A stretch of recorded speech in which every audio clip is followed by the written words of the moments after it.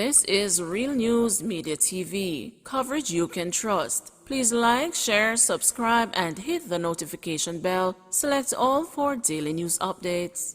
Good morning, my Real News Media TV family. Thanks so much for tuning in this morning, and I'm wishing for everyone a wonderful and a productive day.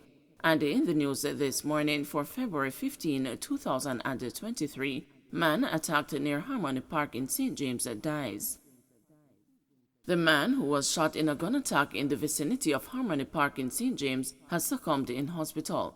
He has been identified as Albert Reed, a construction worker of Roehampton District in the parish. Reed was traveling in his car when he was ambushed by gunmen. He was shot multiple times. The incident happened about 6:20 p.m. Reed was rushed to hospital where he later died while being treated. The deceased was the father of 15-year-old St. James High School student Tony and Antoinette Reed, who was murdered along with her 25-year-old boyfriend Oisin Spence in a house located in the community of Holiday Rock in Roehampton District last year January, weeks after she ran away from home. Murder convict files a suit to block extension of DPP's tenure.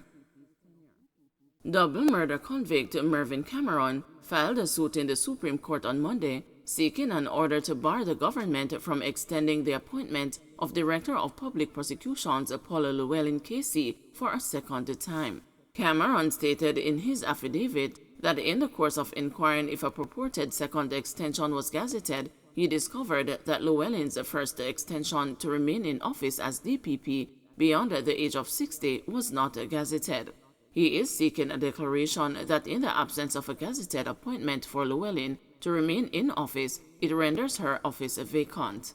Cameron is also seeking a declaration that the purported extension is illegal, null and void, and of no effect. He is also seeking to prevent her from getting a second extension. When contacted on Monday, Llewellyn declined to comment. Llewellyn was granted a 3-year extension in July 2020. She was due to retire in September 2020 at age 60. Prime Minister Andrew Holness, in announcing her tenure, had said she performed well over her 12 years in office. Then opposition leader Peter Phillips had objected to the extension. Cameron said he engaged the services of attorney-at-law Hugh Wildman to make the necessary investigations. Wildman, who is representing Cameron, said a date is to be set for the hearing of an application for the injunction. The Attorney General is the respondent in the claim. Cameron stated that the Jamaica Printing Service, the official publisher and the keeper of the Gazette, had not been able to produce any evidence of Llewellyn's gazetted appointment to remain in office. He said he caused the Wildman to make inquiries at the Office of the Governor-General to confirm whether there was any gazetted appointment of Llewellyn's extension, but the office has not been able to produce any such evidence of the gazetting of her appointment. Cameron states further that under the Constitution, the appointment of the DPP is governed by Section 96(1), which stipulates that the Chief Prosecutor is appointed by the GG, acting on the recommendation of the Prime Minister after consultation with the Leader of the Opposition. The absence of any evidence of a gazetted extension given to Ms. Llewellyn to remain as the Director of Public Prosecutions is a clear violation of the laws and warrants the immediate intervention of the Constitutional Court to protect the integrity of the office of the Director of Public Prosecutions and the preservation of the Constitution, he contended. Cameron is calling for the Governor-General, Prime Minister, and Attorney General to uphold the Constitution and the integrity of the ODPP. He said that he wished to challenge his conviction and the sentence, and therefore has an interest in the preservation of the criminal justice system, including the integrity of the ODPP. Cameron was convicted in 2019 of the 2012 murder of 43-year-old Barrington Davis, then Deputy Chief for Jamaica Post, and his friend Patricia Lamont Barneswell. They were abducted and fatally shot. Cameron was sentenced to life imprisonment and ordered to serve 35 years before he can become eligible for parole. He has a pending suit in the Supreme Court seeking $35 million in damages for breaching his constitutional rights to trial within a reasonable time. Cameron was in custody for 6 years before his case was tried. Policeman accused of robbery in St. Catherine freed. A policeman who was accused of being among persons who stole pigs from a man in St. Catherine in 2020 was on Monday freed. When the matter came up in the St. Catherine Parish Court, Senior Parish Judge Tracy Johnson was informed by the investigating officer that the complainant could not be located despite several attempts. Johnson entered a formal verdict of not guilty against the Constable Howard Hewitt, who was charged with robbery with aggravation. This followed an application from the policeman's attorney, Althea Grant. It was being alleged that Hewitt, who is attached at the Spanish Town Police Station in St. Catherine, and others stole pigs belonging to the complainant. An investigation by Police's Inspectorate and the Professional Standards Oversight Bureau resulted in the policeman being charged. Hewitt, during his numerous court appearances, maintained his innocence. Government pledges to complete wage talks this fiscal year.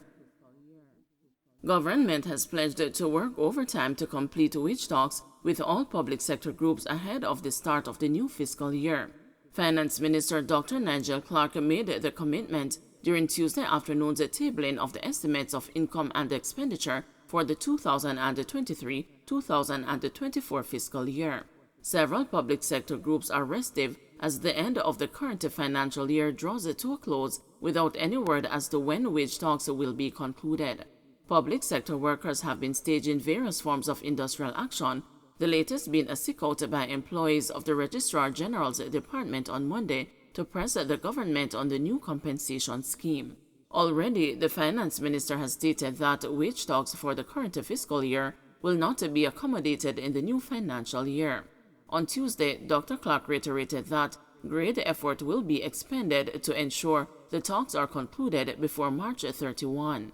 We are therefore, Madam Speaker, working feverishly, making ourselves available to complete negotiations on the public sector restructuring in the remaining weeks of this year to facilitate fiscal year 2022-23 salaries in fiscal year 2022-23.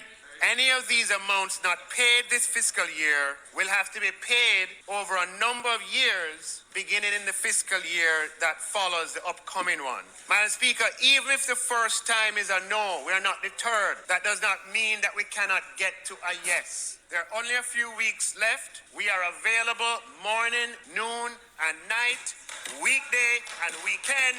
Let's talk. Let's get it done. There is no room in the upcoming fiscal year, which is 23-24, for salary payments related to 2022-23 to be made.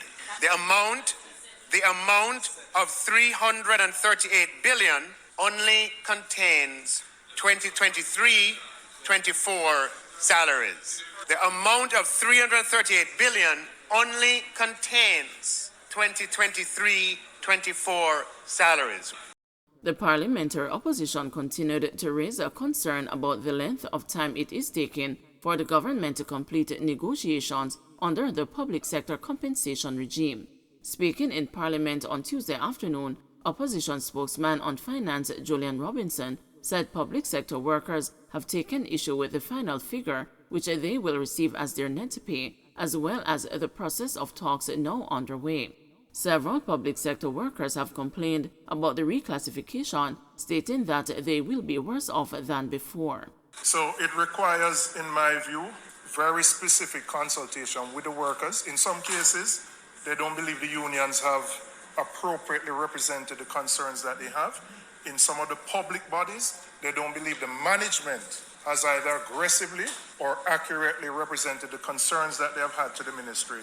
And so you have many, many gaps that exist that has led to this restiveness. So I've heard the minister, the commitment to being available morning, noon, and night. We hope that we can conclude it within the next 6 weeks to the end of March 31st. But I believe there has to be an adjustment in the process of discussion with the workers. Don't forget to like, share, subscribe, and hit the notification bell. Select all for daily news updates.